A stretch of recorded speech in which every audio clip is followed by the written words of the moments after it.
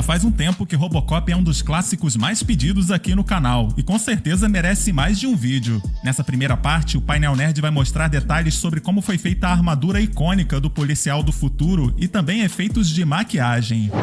O Robocop original, de 1987, é o tipo de filme que acaba dando muito certo depois de uma produção nada tranquila. E um dos conflitos de bastidores aconteceu entre o diretor Paul Verhoeven e o artista de maquiagem e efeitos especiais Rob Bottin, o responsável por desenvolver a armadura do herói. Bottin gostava de modelar o design em 3 dimensões, criando esculturas de argila, que obviamente levavam um tempo considerável para serem finalizadas. O problema é que ele recebeu vários pedidos de alteração do traje que não deram certo, não pareciam funcionar bem. A versão definitiva que a gente viu nas telas acabou sendo praticamente o primeiro design apresentado pelo artista, com poucas modificações.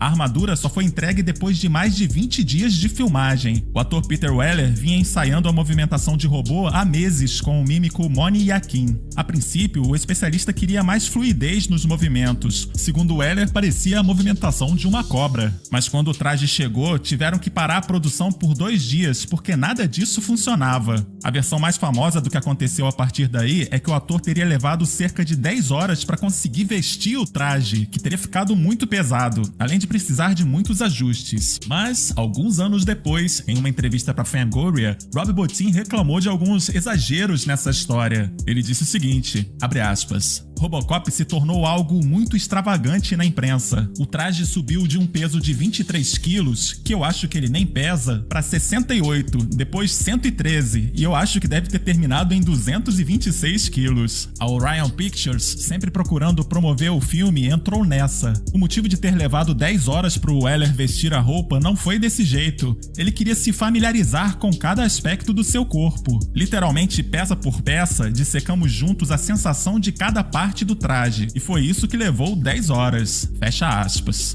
De qualquer forma, o traje tinha mesmo limitações, e Moni Yakin recomendou que o Peter Weller fizesse movimentos mais exagerados e também mais lentos. Numa mistura de referências, Robocop deixaria de ser uma cobra e agora seria uma fera, que curiosamente às vezes movimenta a cabeça de forma semelhante a uma ave. Ao todo, foram construídas 7 armaduras para esse primeiro filme. Algumas tinham funções específicas, como uma que foi usada na cena da explosão no posto de gasolina. Essa foi revestida com um material à prova de fogo. Outros trajes refletiam os danos graduais que o personagem vai sofrendo ao longo do filme. E essa brincadeira não foi barata, não. Algumas fontes dizem que a produção gastou algo entre 500 mil e $1 milhão na construção da armadura.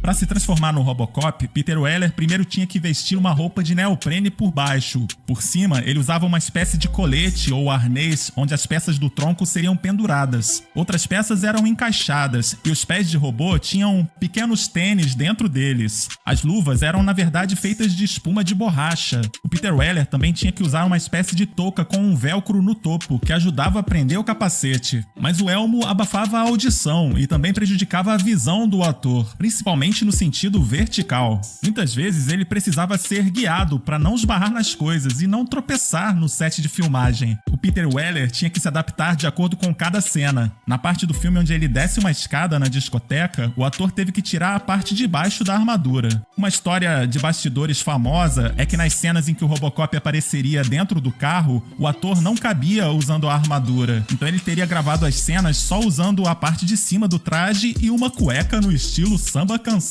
O traje era tão quente e pesado que Peter Weller perdia mais de 1 quilo por dia, principalmente por desidratação. Entre as tomadas ele tinha que se refrescar, e para ajudar nisso, às vezes o ator tinha que colocar uma mangueira de ar dentro do traje. O revestimento externo da armadura, a princípio, foi feito de uretano e tinha até certa flexibilidade. Alguns truques foram necessários para a aparência ficar mais metálica. Além de usarem muitas luzes em diferentes direções, de vez em quando a equipe passava cera ou óleo na armadura para aumentar o brilho. Algumas fontes dizem que foi só a partir do segundo filme que a armadura passou a ser feita de fibra de vidro. Com o tempo e depois de modificações, o traje foi ficando bem mais fácil de vestir. Dava para vestir mais ou menos em 1 hora. Vale lembrar que na época ainda não havia CGI realista, então quando a cena exigia algum truque no traje, isso tinha que ser feito à moda antiga mesmo. Um exemplo é o coldre mecânico, aquele compartimento que é aberto na perna do personagem para encaixar a arma. Essa aí, obviamente, não é a perna do ator, é um modelo incompleto da armadura, feito só para essas cenas. O mecanismo era controlado por 3 pessoas por meio de cabos. Outro efeito interessante e bem divertido foi usado no conector de dados do Robocop, que foi desenhado para parecer que o personagem estava mostrando o dedo do meio.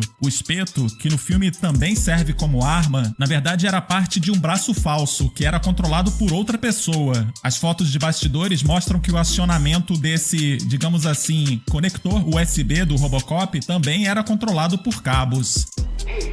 Go!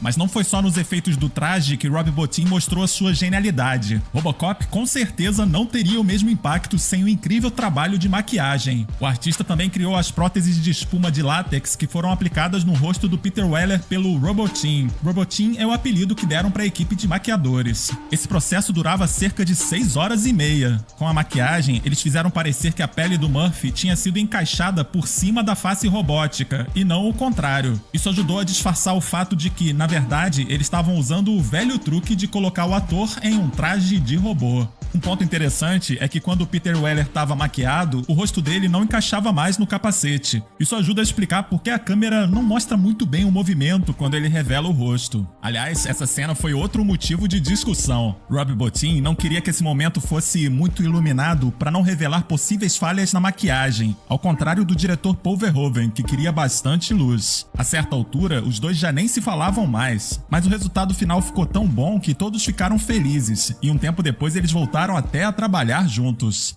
Um dos momentos mais lembrados do clássico é a cena em que um dos vilões é atingido por material tóxico e começa a derreter. Essa maquiagem foi esculpida em látex da maneira tradicional, por cima de moldes do ator, que também teve que ficar durante horas na sala de maquiagem, até a equipe terminar de aplicar as próteses. O derretimento foi representado progressivamente em 2 etapas, gravadas em dias diferentes. A parte do atropelamento foi gravada com um boneco articulado, onde foi aplicada a mesma maquiagem, e aquele líquido nojento que atinge o carro era nada mais do que uma sopa feita com restos de comida. A maquiagem do vilão Emil foi uma homenagem de Rob Bottin ao lendário Rick Baker, com quem ele trabalhou em uma parceria não creditada nos efeitos do filme O Incrível Homem que Derreteu.